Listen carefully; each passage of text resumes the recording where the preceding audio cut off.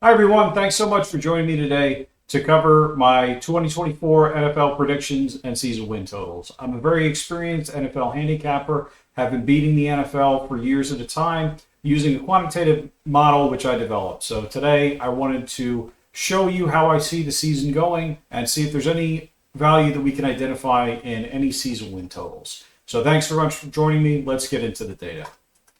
So to start off, I wanted to talk about some focuses for success in the NFL. And the first thing that I do is I use good data. So player grades that I use to build my ratings are sourced from Pro Football Focus. They did not sponsor this video, nor do they endorse it. All opinions in this video are my own. So number two, avoid small sample sizes. So a small sample size is when we try to draw meaningful conclusions from very small amounts of data. So in the NFL, we only have 17 games. So if we're trying to draw insights from that, we have a very limited amount of data to gather. As well, NFL tends to be somewhat of a random game with high short-term fluctuations. So we really want to avoid looking at small sample sizes. One of the other things that has led to my success in betting the NFL is looking at the whole unit rather than a single star player. I find, especially when people evaluate NFL defenses, they'll focus in on really a star defender, maybe a great secondary, maybe a great linebacker, and they'll use that to assume where an NFL defense is going to be rather than looking at the composition of the players around that one superstar. As well, I want to focus really on what drives play results rather than what drives full games. So part of my focus is to try to rebuild an NFL game down to the very play, whether it's a pass or a rush. Going from there, how do I think that pass or rush is going to go based on the player grades and my understanding of how the game of NFL is played. Additionally, I run a fully quantitative, unbiased process. So I'm not using my own opinions. This isn't based on reading news articles. This is based purely on numbers and data. And that allows me to really take my own biases away from it and make the best possible picks when I'm betting the NFL. So first thing I wanted to talk about was season win totals. So these are bets that you can make whether a team will win greater or less than a certain number of games. The bet is made upfront before the season. One of the advantages of these bets is they have less hold or house advantage than other futures bets, things like who will win the Super Bowl or who will win the division. In the past, they tended to be more juiced towards the over, but that's changed a little bit due to the league dynamics. So we have a league now where multiple teams are losing more than 12 games in a season, winning less than 4, and some teams are winning more than 13, more than 14. So because of a lack of parity in the NFL, I believe this has led to the win totals being slightly juiced towards the under, but more a fair pricing. But this was different than it was in years past. For season win totals, I like to focus on plus money bets. If they're going to hold on to my money from August all the way to January, I want a good return when it comes back to me. So I tend to focus on plus money bets. I think this is a smart thing to do and allows you to really grow your money the quickest making those plus money bets. So starting off, I wanted to cover the market projections. So this is where the current market sees teams as compared to the 2023 win totals. So the two teams that are expected to improve the most are the LA Chargers and the Carolina Panthers. So the Carolina Panthers won only 2 games last year. They're projected to win 5.5 this year. The LA Chargers are going to go from 5 games to 8.5. The LA Chargers are an interesting team. I feel like every year they tend to really be either unlucky or really underperform what the projections are, but they're projected to do a lot better this year. As well, some of our big gainers are Arizona, Atlanta, the New York Jets with Aaron Rodgers' return from injury, as well as the Washington Commanders. So on the other side of the coin, Baltimore, Cleveland, and Detroit are expected to underperform since last year. One of the interesting things about this is many of the weakest teams are expected to improve. So when I look at the graph on the left, any team that's expected to win within a half win is shown in the peach color. Any team that's expected to decline by more than 1 win is shown in yellow. Anything more than 2 wins of a decline is shown in red. Anything of improving more than 1 win is shown in green, and anything improving by more than 2 wins is shown in blue. So it's interesting to see where teams ended up. I'm not sure that I agree with all of these, and we'll get into why that is. One of the things that I find surprising is they expect Baltimore to be significantly worse. Denver's an interesting story because I think Denver outperformed last year, and I think that this particular projection is bringing Denver back in line with where I would see them based on their skills. So starting off projecting the NFC East. So in the table here, we have each of the teams in the NFC East. As well, I've taken the different components of the team and graded them against the other teams within the NFL. Anything in a red would be significantly worse than average. Anything that's an orange is slightly worse than average. Yellow is slightly better than average. Green is better than average. And blue is outstanding or significantly better than average. So starting off with the New York Giants, their QB ranking is very low, as well as their receiving composite. So this would be the 3 starting wide receivers plus the tight end. Their offensive line I see really in the middle. Their front 7 rank, so the defensive line as well as the linebackers, is worse than average. And their secondary rank is 32nd, making them the worst secondary in the NFL. So their win total is 6.5, and in the column all the way to the right, I've said whether, based on my numbers, this team is overvalued, undervalued, or fair value. So in this case, I think the Giants are overvalued. I don't think that they're going to cover that 6.5 win total. Moving on to Philadelphia, win total of 10.5. Philadelphia has a great quarterback. Their receiving core is very good. Their O-line is very good. Their defense is really slightly worse than average. But with all these factors combined, I would say that Philadelphia is really fairly valued at 10.5 wins. So moving to Dallas. So Dallas has the 4th best quarterback, according to my rankings, out of the NFL. Their running back, Ezekiel Elliott's a little bit older. So their running back is not as good as maybe they had been in the past, but they make up for it with having a very strong receiving core. Their O-line's pretty weak, but their defense with both the front 7 and the secondary is very strong. I would say that Dallas is an undervalued team this year. I think that they are better than the 10.5 win total that they've been given. Last and least as well, we come down to Washington. So Washington is starting a rookie quarterback. I usually assess these really towards the bottom of the NFL. I've seen that a lot of rookie quarterbacks don't tend to do that great their first year, especially when there's not a lot of good surrounding pieces around them. So their quarterback rank is around 25th. Both their running back and receiving core are very low ranked, near the worst in the NFL, and the worst in the NFL for their receiving core. Despite this, they have a decent O-line, but a significantly weak defense. I think that 6.5 is a very high number for Washington. I would say that they're an overvalued team. I think they'll come in less than 6.5 wins over the season. So projected NFC East winner, I like the Dallas Cowboys here. I think they're a very well-balanced team. I think the offense is going to be very good. I think the defense is going to be very good, especially that secondary. I think they'll keep teams from scoring, but with Dak Prescott and their receiving core, they'll be capable of putting up points. So I see Dallas as a very undervalued team, despite being projected as one of the highest win totals. I think they're better than this, and they'll outperform this year. So moving on to the AFC East. So starting off with Buffalo, Josh Allen is ranked as the highest quarterback according to my rankings. Their receiving core is near the middle.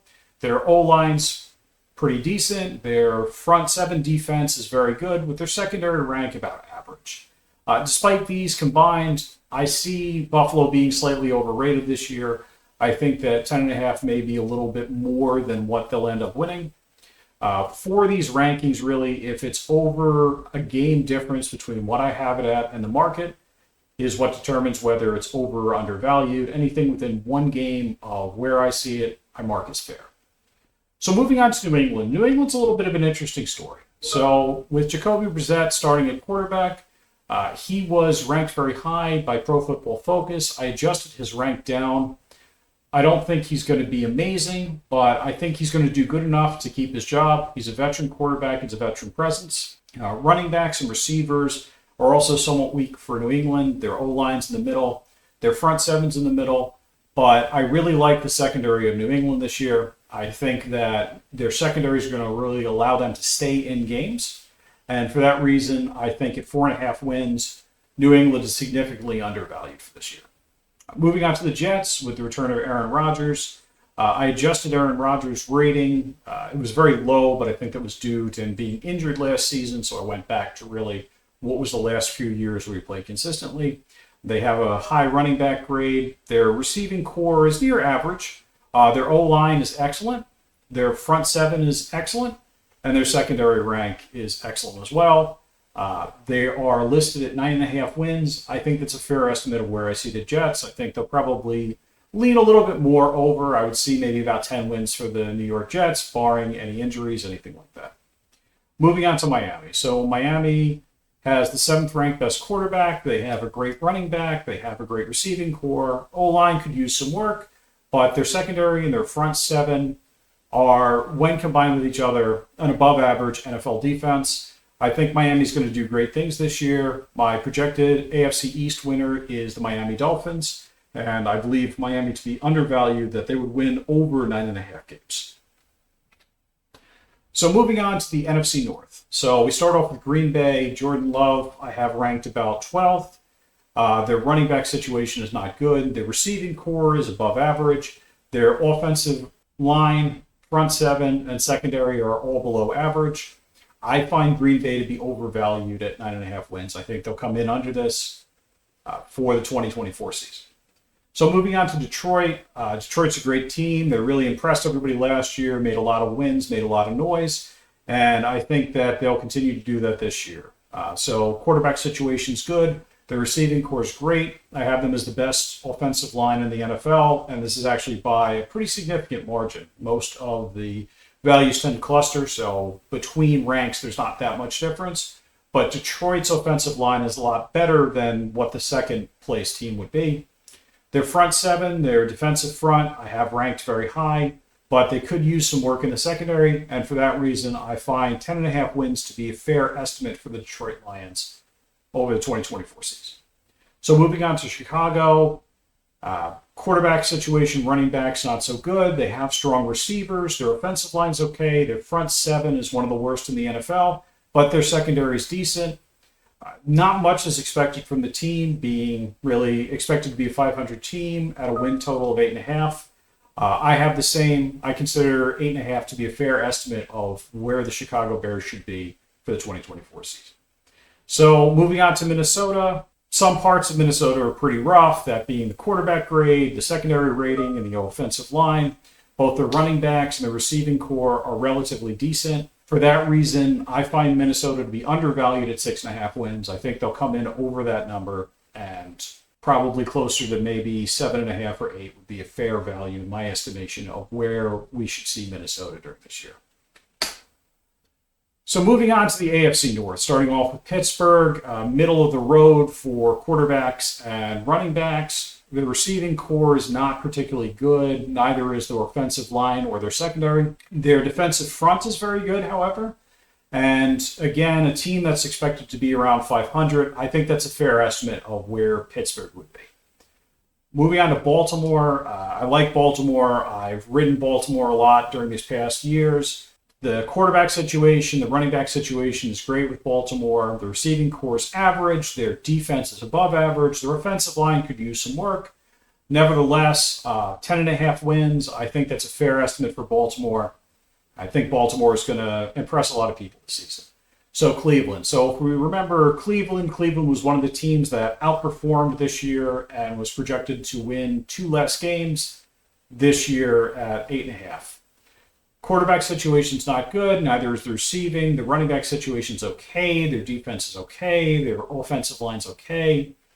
8.5, again, being about a 500 team. I think that's fair. I think that's a fair estimate for where Cleveland will end up.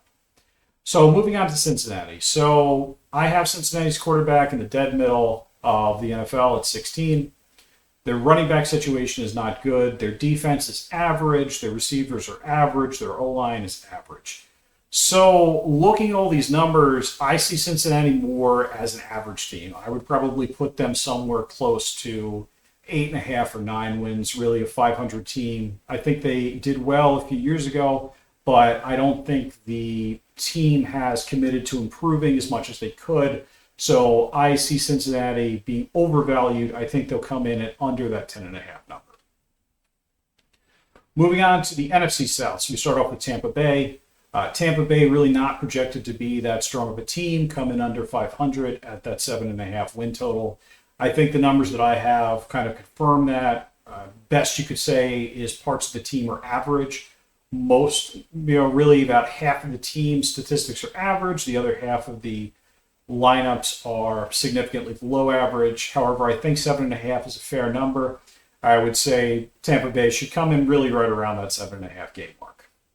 So moving on to New Orleans. So New Orleans is similar in a lot of ways to Tampa Bay. Some of the statistics are slightly different, but really around average in the offense, except for the offensive line, which is significantly below average. One of the ways that they shine is their secondary is actually very good. Because of that, I think they'll come in a little bit over that 7.5 number. I feel that New Orleans is undervalued, and they'll come in maybe around 9 or 8 wins. Moving on to Atlanta. So Atlanta is a team that's projected to do a lot better. I think with Kirk Cousins as quarterback, their quarterback situation is improved. However, the weapons he has around him, his running backs, his receivers, are a little bit lower. Offensive line, I think they're going to give him great protection throughout the year.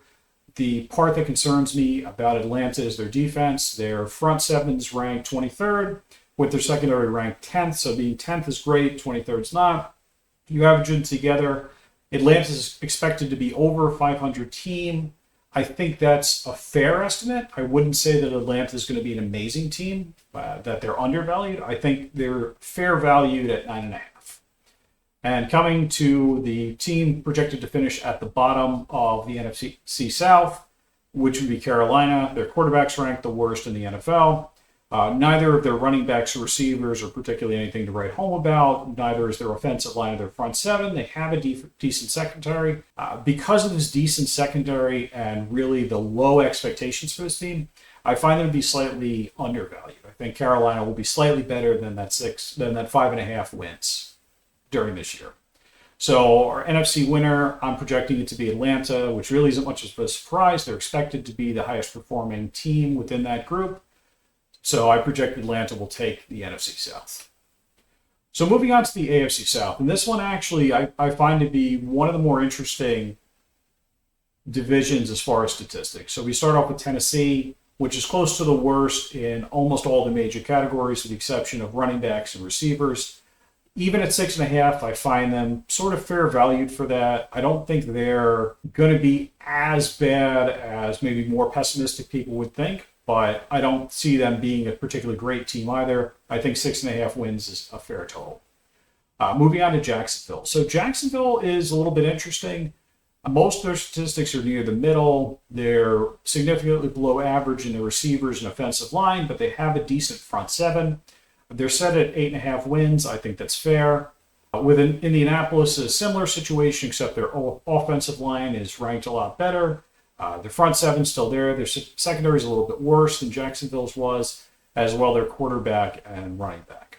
So they're set at 8.5, and I think that's fair. The Houston Texans coming in last. Quarterback's ranked 13th. Running back is 23. Their receiving core is the second best in the NFL, according to the numbers I have. Their offensive line is the second worst in the NFL, according to the numbers I have. And they have a below-average defense. So out of all these teams, the only one that I don't think is fairly valued is the Houston Texans. I think they're overvalued. I think they'll come in less than that 9.5. I think that that's really driving a lot of more of the fair value positions within this division, because I think that people would expect normally that Houston would take 2 against Tennessee, 2 against Jacksonville, 2 against Indianapolis, being the best team in the division. I don't necessarily see that. I think that Houston really isn't going to be as dominant in this division as people would think that they would. So moving out west, starting again with the NFC, we start off with San Francisco. Great quarterback, best running backs, best receivers, the second best secondary, the 7th best defensive front, the 13th best offensive line. I think San Francisco is going to be a great team, but I think the win total is fair at 11.5. I think they're a great team. Winning 12 games or 11 games in a season is still a very good season, a very successful season. So I see that number as really a fair estimation of what San Francisco's strength should be in the 2024 season. Moving on to the LA Rams, they have the fifth best quarterback with Matthew Stafford. Running backs and receivers are both ranked at 9. They have the 5th best offensive line. And their defense is really around average. So I think that given those facts that the LA Rams are actually slightly undervalued. I think that they'll come in really more around 9 or 10 wins. And it'll be a better season than people think they are. But still, the San Francisco 49ers are just better.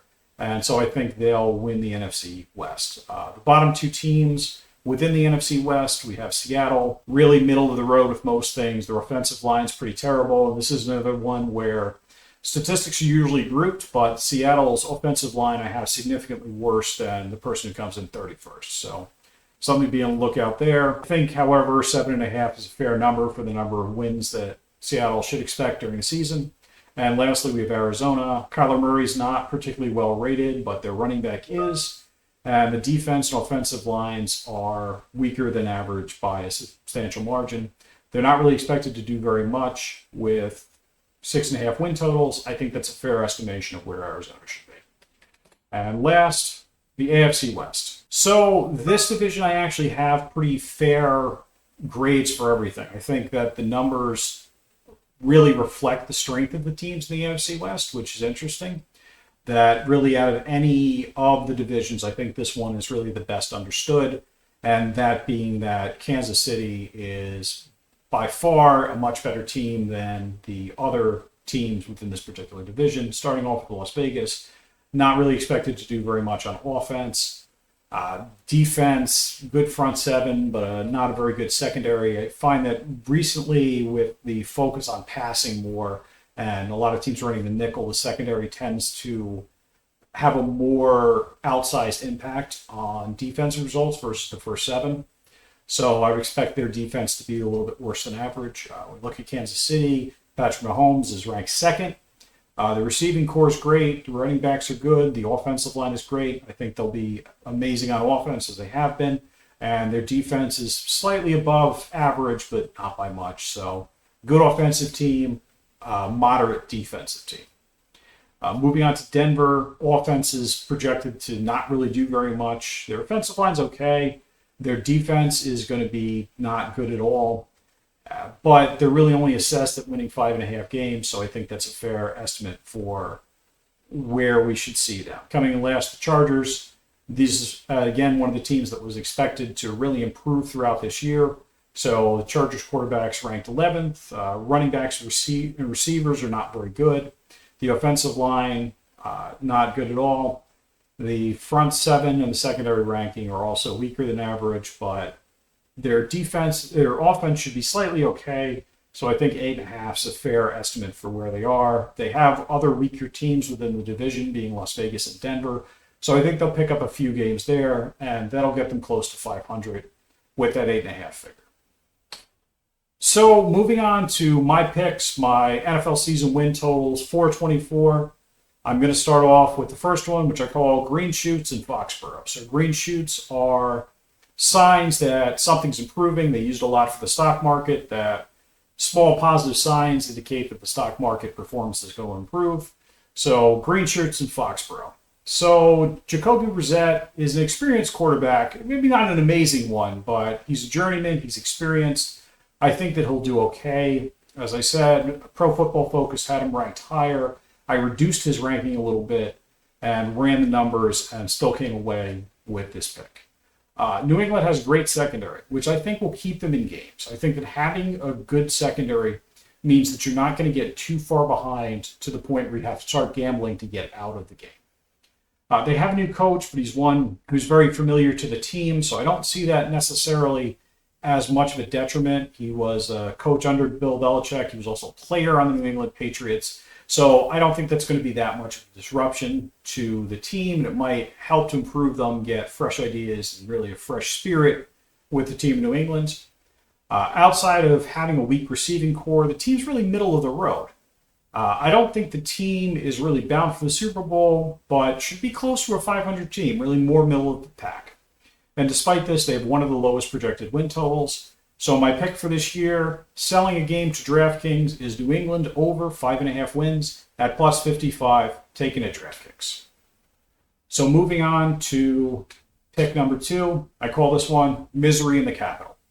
So Washington won 4 games last year, and the situation really hasn't improved by much. Jaden Daniels is a rookie. He's expected to start. I think most of the time, you don't really know how a rookie's going to perform, but without anything around him, really, I don't think he's going to do that well. They have significant weaknesses on defense, especially in the secondary. So I see this as a team where people are going to pass to their heart's content about. They'll be significantly down in games. They'll be leaning on that rookie quarterback to try to come back. I don't think that it's going to work out. I think they're a way below average team, and they'll have a very tough year. So my second pick for 2024 season win totals is Washington under 6.5 wins at plus 110 at DraftKings. So moving on to number 3, I call this one the stars at night are big and bright. Dallas boasts one of the best projected defenses of the 2024 season with a secondary rank of 1 and a front 7 rank of 9. They have a veteran quarterback in Dak Prescott. They have an excellent receiving core. The O-line is really the only place that's lacking. They have overall an excellent team. 2 of the weakest teams in the NFL are in their division, being the Giants and the Washington Commanders. So I think that Dallas will get an easy 4 wins there. Even if they split one against the Eagles, that puts them at 5-1. I think that they'll easily pick up another 6 games after that. So the pick is Dallas over 10.5 season wins at plus 165, and I took that one at bet 365. Moving on to pick number 4, and I call this one not quite there in H-Town. Despite some weapons on offense, Houston will be held back by a weak offensive line. Unlike Dallas, Houston's offensive line weakness is not really balanced by other parts of the offense. They have decent receivers, not really running backs. Their quarterback's around average. I think their lower than average defense will force them to try to outscore people, which will lead to more pressure and more sacks, especially with that weak offensive line. Despite this, I think Houston has the makings of a decent team. They just need to improve in some areas. So the pick here is Houston under 9.5 season wins at plus 122 at FanDuel. And last but not least, our last pick of the day, a cold winter in Wisconsin. Green Bay is a decent team offensively with Jordan Love as an above-average quarterback. Green Bay's defense is below average, especially up front. So looking at their rankings, it's 24 and 17, front 7 and secondary respectively. They have, I think the mix of teams in their division is actually different than what the market expects. I think Detroit's a strong team. I think Minnesota's undervalued. Projections are above average for Green Bay, but I have them being more of a middle-of-the-road team, more of an average team. So the pick was Green Bay under 9.5 plus 120 at Caesars. Thanks so much for taking the time. I really appreciate it. I'll be releasing a video every week during the NFL season to cover my analysis and picks for that week. I hope you'll like and subscribe so you can stay attached to the channel. I appreciate bringing you this content. Thanks so much for taking the time. Have a great day.